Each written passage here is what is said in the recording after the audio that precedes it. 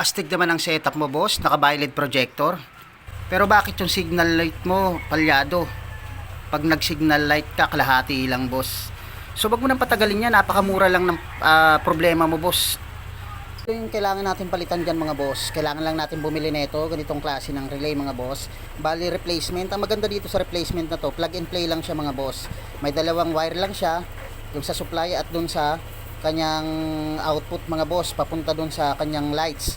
So, eto, mga boss, napakamura lang, tapos masusolusyonan na yung napakapangit na signal light natin, mga boss, kasi napakaganda ng projector light mo pero yung signal light mo palyado.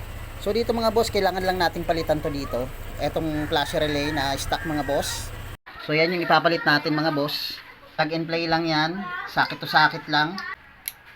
So dito, mga boss, yan lagay na siya. Tapos ngayon tingnan natin yung yung pinaka signal light natin kung magbabago ba.